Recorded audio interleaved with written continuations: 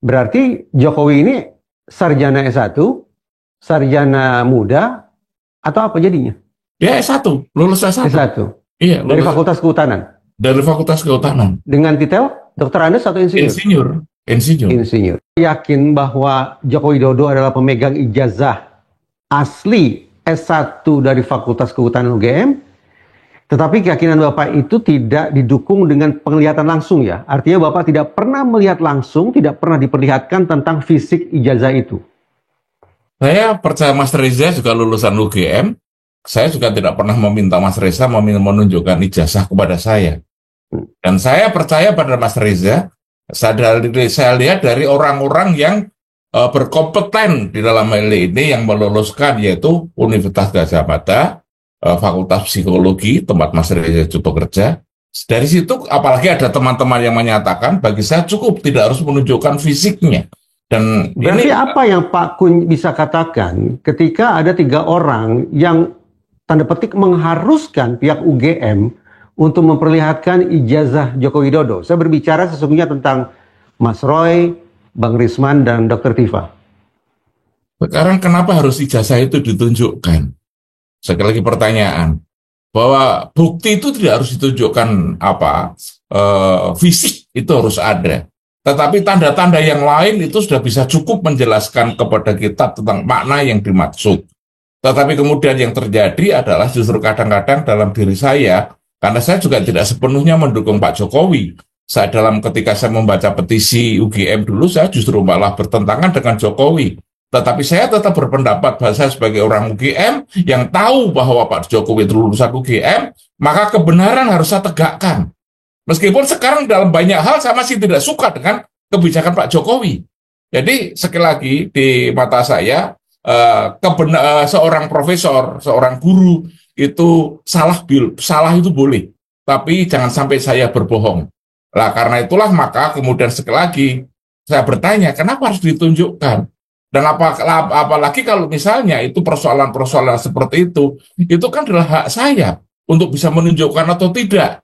Jangan saya dipaksa untuk menunjukkan itu kepada orang lain.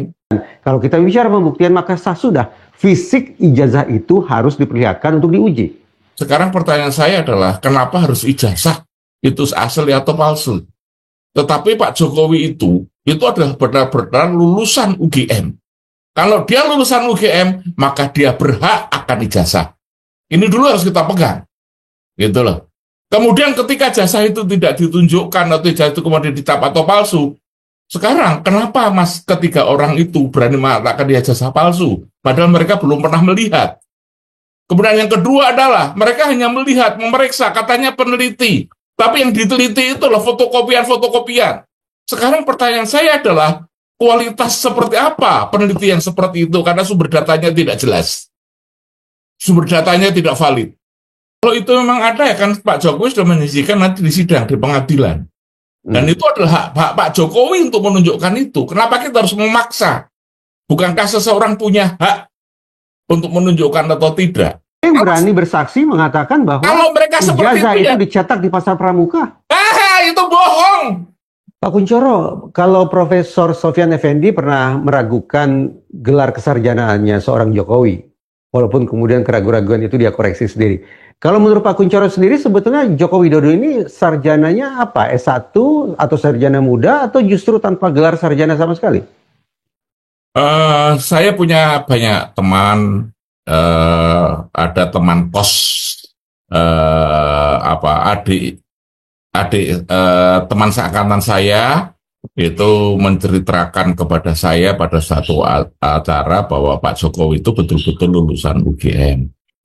Kemudian juga dari penjelasan, kalau menurut saya penjelasan dari Bu Rektor, penjelasan dari Pak Dekan, itu sudah lebih dari cukup menjelaskan bahwa Pak Jokowi itu adalah lulusan UGM, dan itu pun juga ada beberapa pernyataan dari beberapa temannya yang lulusan UGM.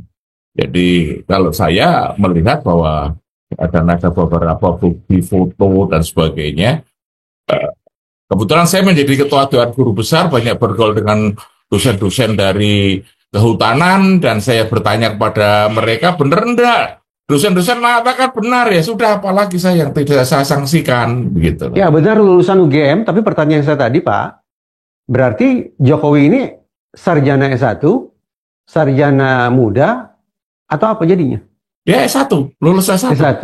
Iya. Dari Fakultas Kehutanan? Dari Fakultas Kehutanan. Dengan titel Dokter Andes atau insinyur? Insinyur. Yakin bahwa Joko Widodo adalah pemegang ijazah asli S1 dari Fakultas Kehutanan UGM, tetapi keyakinan Bapak itu tidak didukung dengan penglihatan langsung ya? Artinya Bapak tidak pernah melihat langsung, tidak pernah diperlihatkan tentang fisik ijazah itu? Saya percaya Mas Reza juga lulusan UGM. Saya juga tidak pernah meminta Mas Reza menunjukkan ijazah kepada saya. Dan saya percaya pada Mas Reza, saya lihat dari orang-orang yang berkompeten di dalam hal ini yang meluluskan, yaitu Universitas Gadjah Mada, Fakultas Psikologi, tempat Mas Reza juga bekerja. Dari situ, apalagi ada teman-teman yang menyatakan, bagi saya cukup, tidak harus menunjukkan fisiknya.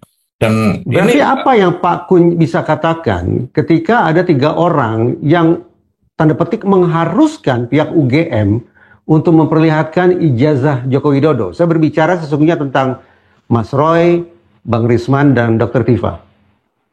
Sekarang kenapa harus ijazah itu ditunjukkan? Sekali lagi pertanyaan, bahwa bukti itu tidak harus ditunjukkan fisik itu harus ada. Tetapi tanda-tanda yang lain itu sudah bisa cukup menjelaskan kepada kita tentang makna yang dimaksud. Tetapi kemudian yang terjadi adalah justru kadang-kadang dalam diri saya, karena saya juga tidak sepenuhnya mendukung Pak Jokowi. Ketika saya membaca petisi UGM dulu, saya justru malah bertentangan dengan Jokowi. Tetapi saya tetap berpendapat bahwa saya sebagai orang UGM yang tahu bahwa Pak Jokowi itu lulusan UGM, maka kebenaran harus saya tegakkan. Meskipun sekarang dalam banyak hal saya masih tidak suka dengan kebijakan Pak Jokowi. Jadi sekali lagi di mata saya, seorang profesor, seorang guru itu salah itu boleh, tapi jangan sampai saya berbohong. Nah, karena itulah maka kemudian sekali lagi saya bertanya, kenapa harus ditunjukkan? Dan apalagi kalau misalnya itu persoalan-persoalan seperti itu kan adalah hak saya untuk bisa menunjukkan atau tidak. Jangan saya dipaksa untuk menunjukkan itu kepada orang lain. Apakah justru ini tidak menjadi alat dari Pak Jokowi untuk bahwa dia untuk bisa tetap tampil di dunia maya ini, bahwa dia sekarang masih menjadi dilihat, didengar, tidak tenggelam oleh keadaan. Jadi saya kira kedua-duanya itu punya kepentingan dalam kasus ini.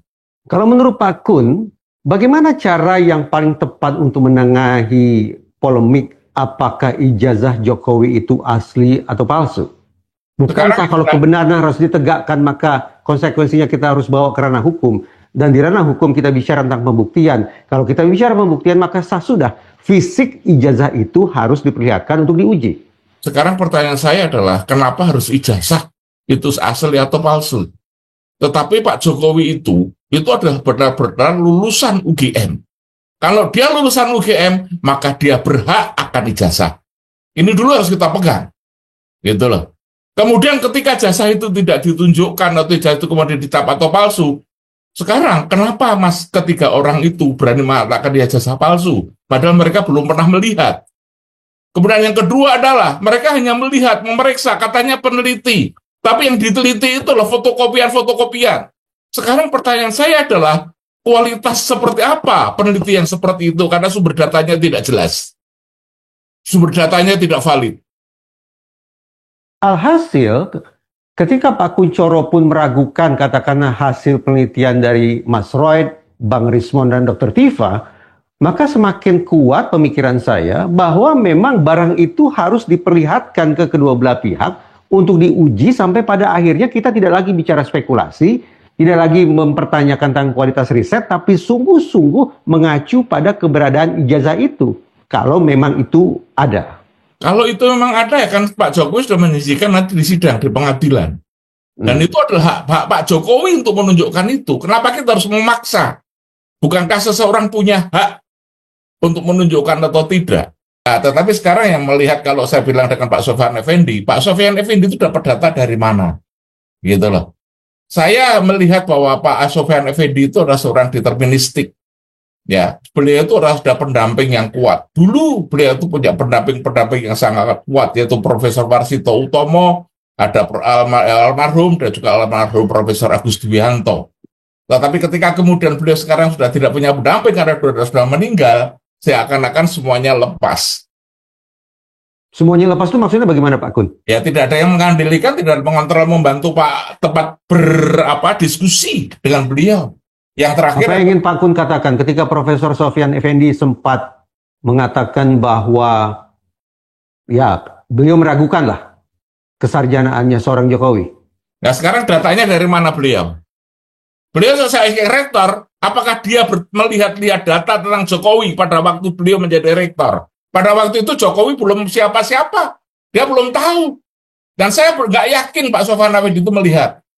Tapi maaf nih Pak Kun, kita bicara tentang Sofyan Effendi sebagai seorang guru besar loh. Lah iya, tetapi dari mana datanya beliau? Kita berasumsi beliau impulsif dalam mengeluarkan pernyataan. Makanya saya bertanya, dari mana beliau mendapatkan datanya? Itu dia juga belum mengatakan dari itu. Saya menduga bahwa beliau itu mendengar kabar dari sumber-sumber seperti teori psikologi. Dia mengatakan bahwa dia mendapatkan informasi yang pertama yang salah, yang kemudian menjadi pendapatnya dan nilainya yang ada pada dirinya. Yang kalau dari sumber yang saya lihat ini ada kaitannya dengan Gus Nur, kasusnya Gus Nur yang ada di sana. Maka sekarang siapa pembisiknya yang ada di situ? Dan saya justru ini teman-teman dari UGM itu banyak yang menyayangkan, Mas. Ini saya berkata jujur bahwa ketika Pak Sofyan Effendi menarik pernyataannya, itu banyak teman kami itu mengatakan alhamdulillah. Tapi ketika kemudian dia mengatakan seperti itu, banyak orang, waduh, kasihan Pak Sofyan Effendi, dia neng-neng, kasihan Pak Sofyan begitu kan. Satu kelompok mengatakan bahwa kami itu membela kebenaran Pak Sofyan Effendi. Dari kelompok yang lain juga Pak Sofyan itu harus kita bela, gitu loh. Karena mereka kasihan dengan Pak Sofyan. Pak Kun ingin mengatakan bahwa Profesor Sofyan Effendi sudah menerima informasi yang salah dari orang-orang yang tidak terpercaya. Betul. Nah, bukankah hal yang sama juga saya bisa katakan kepada pendapat Pak Kun sendiri? Pak Kun tidak pernah lihat ijazah fisik Jokowi, mengandalkan kata orang. Kenapa saya lihat fisiknya, Mas? Dari saya lihat ada teman-temannya, saya tanya, teman-teman dosennya saya tanya pada mereka, gitu loh. Sehingga saya tidak harus membutuhkan itu pun saya bisa. Itu yang jadi kenapa harus melihat fisik itu sekarang jadi pertanyaan saya. Tidakkah ada kepentingan dari para guru besar UGM untuk secara internal merapatkan persoalan ini sehingga betul-betul akhirnya pernyataan dari pihak rektorat UGM tidak dipandang sebagai ini tidak representasi UGM secara keseluruhan? Begini, secara saya bertanya kepada Ketua Dewan Guru Besar UGM, Pak dan juga sekretarisnya Pak Kumornoto dan Pak Baikuni, apakah Anda sudah memberikan masukan pada rektor, Anda sudah nggak seperti ini?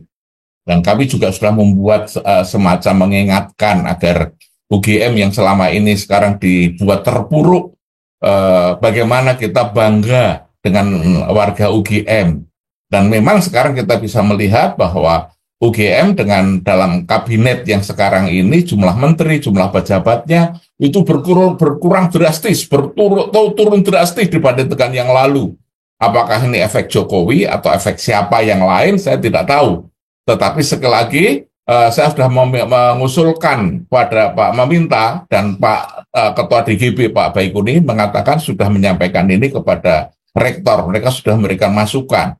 Dan ketika ini hari ini saya diajak Mas Reza ini, saya juga sudah berdiskusi dengan Wakil Rektor Pak Ari Sujito. Saya mau diajak ngomong-ngomong dengan Mas Reza besok pagi, gitu. Sehingga saya yang belajar di sini ini ngomong di sini tidak saya ngomong bohong, tapi juga punya data. Saya menghubungi 2 orang, Mas Fatur juga saya hubungi karena Mas Fatur itu termasuk lingkungan dekatnya Pak Sofyan Effendi, gitu. Sehingga saya tidak hanya ngobrol, bukan sekedar ngobrol, tapi ada data yang kuat. Itu, Mas. Kalaulah kita lakukan survei terhadap seluruh dosen Universitas Gadjah Mada, Pak Kun yakin mayoritas meyakini bahwa ijazah Jokowi adalah asli? Itu bukan masalah asli atau tidak asli, tapi percaya atau tidak. Karena sekarang image Gajah Mada sudah dirusak. Kalau asli itu adalah yang menyatakan itu adalah universitas punya catatan, fakultas punya catatan akademis tentang kegiatan Jokowi, itu asli. Tetapi marwah UGM sudah dirusak. Yang rusak siapa? Lah 3 orang itu kan kemudian merusak nama baik UGM. Mereka merusak UGM loh Pak Kun. Karena kalau Mas lo bisa saja. Kalau Mas Reza paham melihat di tayangan, sekarang banyak bermunculan statement saya ketika saya kemudian diwawancara televisi dan sebagainya, itu dimunculkan dalam kegiatan-kegiatan semacam ini, gitu, yang kemudian intinya adalah sekali lagi bahwa seakan-akan saya mau marahi Jokowi, bahwa Jokowi itu seperti ini. Tadi saya katakan, saya memang tidak suka, saya bertentangan dengan Jokowi. Tapi ketika berbicara masalah kebenaran ijazah Jokowi lulusan UGM, dan dia berhak menyandang ijazah UGM, maka itu harus saya yakini karena itu kebenaran, maka saya nyatakan benar. Tapi di lain ini, nanti dulu. Pak Kun, saya menghormati Bapak sebagai sosok yang amat sangat kritis terhadap Joko Widodo. Dan itu terus terang membanggakan. Tapi ketika 3 orang murid Bapak, yaitu Bang Rismon, Mas Roy, dan Dr. Tifa juga menunjukkan sikap kritis mereka terhadap Joko Widodo, kenapa justru Bapak menilai mereka sebagai perusak nama baik UGM? Karena sekarang bukan dari mereka itu. Dampak dari itu adalah semuanya menjelekkan UGM. Banyak orang mengatakan jangan. Mereka menjelek-jelekan rektor, menjelek-jelekan UGM. Dari situlah kemudian sekarang menjadi saya menghargai Mas Roy Suryo, itu sebetulnya sama-sama aktivis saya dengan narkoba. Kita sama-sama penerima bintang jasa dari BNN. Tetapi sekali lagi harusnya ada batasnya. Dan sekali lagi, kalau mereka mengatakan namanya peneliti itu ada kode etiknya, Mas. Peneliti itu tidak menjelek-jelekkan sumber datanya. Peneliti itu kalau lapor seperti itu cukup diselesaikan di Barreskrim, di kantor polisi, tidak harus kemudian mencari massa. Sementara kalau kita bisa melihat, Mas Roy Suryo itu perannya sebagai apa sih dia? Karena dia sebagai seorang politisi, tetapi dia juga podcaster. Yang dia setiap hari dia memposting apa yang dikatakan. Apakah itu tidak membentuk opini? Apakah salah kalau kemudian mereka menggunakan ruang-ruang untuk berkomunikasi dengan publik lewat media sosial? Sekarang apa sebenarnya dia posisinya sebagai apa dia? Mas sebagai seorang politisi atau podcaster? Dan dia seharusnya harus menyala seperti itu, bahwa dia merasa dia yang paling benar dengan seperti itu.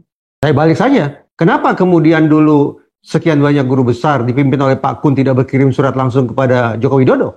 Kenapa harus menyampaikan petisi terbuka? Kami di situ itu kita pertemuan karena tidak punya forum dengan Pak Jokowi. Forumnya yaitu kita melakukan petisi, dan petisi itu bukan hanya saya yang membuat. Saya dan beberapa teman berdiskusi rapat dan sebagainya, dibuat pernyataan ini, biar didengar semuanya, akhirnya seperti itu. Tetapi hanya beliau itu, dan itu cukup. Tidak setiap hari menjelek-jelekan, tidak setiap hari mengatur, membentuk image dan sebagainya. Sebetulnya sama-sama, ini postresnya adalah 2 kelompok yang masing-masing itu membuat image, atau image untuk mereka masing-masing image-nya, begitu loh. Kalau bagi seorang Joko Widodo, saya membayangkan beliau boleh jadi mendapatkan manfaat dari kegaduhan ini, yaitu mempertahankan momentum popularitas beliau, termasuk mungkin keluarga beliau. Tapi bagi seorang Rismon, Roy, dan Tifa, apa manfaatnya? Saya tidak tahu, barangkali ada di antara mereka itu ada pesan-pesan, karena sekali lagi, manusia itu bisa dirinya, siapa di belakang-belakang mereka. Akhirnya kan kemudian pesannya apa yang ada di sini, itu kan bisa jadi banyak hidden tujuan yang kita mungkin tidak tahu. Maknanya sama-sama, tapi yang sekarang bisa dilihat, hari ini sudah mulai ada podcast yang siapa di belakang dari 3 orang sudah mulai muncul. Alhasil, saya menduga-duga seandainya nanti Roy, Rismon, dan Dr. Tifa dibawa ke ruang persidangan, lalu katakanlah mereka divonis bersalah, Pak Kun tampaknya juga akan bersyukur dan bertepuk tangan dengan itu. Oh tidak, saya tidak pernah seperti itu, Mas. Jadi buat saya bagaimana persoalan ini selesai dengan manis, gitu, win-win solution, gitu. Kalau ada kesempatan bahwa mereka untuk bicara selesai kemudian ada persalahan, silahkan, akan lebih baik. Tapi kalau misalnya ini masih diperpanjang dan sekali lagi nama baik Gajah Mada tetap dirusak, ya saya tetap di belakang Gajah Mada. Bakti kami mahasiswa Gajah Mada, gitu loh. Saya membangun nama baik Gajah Mada juga meskipun hanya secuil, tetapi kemudian kalau dirusak bahwa sampai dengan banyak orang mengatakan jangan kuliahkan anakmu di Gajah Mada. Gajah Mada brengsek, Gajah Mada begini. Saya tidak bisa berbuat banyak yang seperti itu. Pak Kun, saya belum lama ini sempat berbincang dengan senior analis dari Drone Emprit. Drone Emprit adalah sebuah lembaga yang melakukan monitoring terhadap sekian banyak isu dan percakapan, baik itu di media mainstream maupun di media sosial. Simpulan lembaga Drone Emprit adalah mayoritas mereka sepakat dengan Roy Suryo, Riz Monsianipar, dan Tifa bahwa ijazah itu palsu. Artinya, netizen kebanyakan justru melihat apa-apa yang diperjuangkan oleh Roy ini sebagai hal yang konstruktif. Bukan hal yang destruktif, bukan hal yang mempermalukan UGM, bukan hal yang merusak, sebagaimana kosakata yang Pak Kun gunakan tadi. Ini post-truth, Mas. Saya justru dari sini saya belajar tentang the meaning of post-truth. Tadi saya tanya, yang berhak menyatakan bahwa Jokowi itu lulusan UGM itu siapa? Kalau mereka lulusan UGM, dia berhak akan ijazah. Siapa yang berhak mengeluarkan ijazah? Yang Mas Reza lulusan psikologi UGM, maka saya akan bertanya, yang pegang ijazah Mas Reza siapa? Ya Mas Reza. Universitas dan fakultas itu hanyalah catatan administrasi dan catatan akademis. Begitu. Orang lain diumbus setiap hari palsu. Karena memang Pak Jokowi kemudian bermain sandiwara di sini, hanya tidak menunjukkan ijazahnya, orang sudah ngecap palsu. Padahal sekali lagi, ketiga orang itu yang mereka lihat ijazahnya bukan ijazah asli. Mereka juga belum pernah melihat ijazahnya Jokowi, tapi berani mengatakan ijazahnya palsu. Ada yang berani bersaksi mengatakan bahwa kalau mereka ijazah itu dicetak di Pasar Pramuka. Itu bohong. Bagaimana Pak Kun bisa mengatakan itu bohong? Pak siapa sekarang Betor itu siapa? Banyak penjelasan sudah menjelaskan. Gitu. Betor juga katanya. Masalah hukum itu bukan katanya, tapi bukti. Kalau selama ini katanya orang bermain-main dengan isu di sini, itulah tadi yang saya tidak suka. Mereka merusak nama baik Gajah Mada karena mereka membantung image, membuat dirinya paling benar, UGM paling salah. Geruduk sana, geruduk sini. Anda melihat Relagama kemarin yang hadir berapa orang? Tidak lebih dari 30 orang, Mas. 30 orang, tapi dengan media massa yang demikian banyaknya, pengaruhnya, gaungnya sudah banyak, Mas. Orang UGM sendiri tidak ada yang hadir, Mas. Relagama kemarin yang hadir, Mas.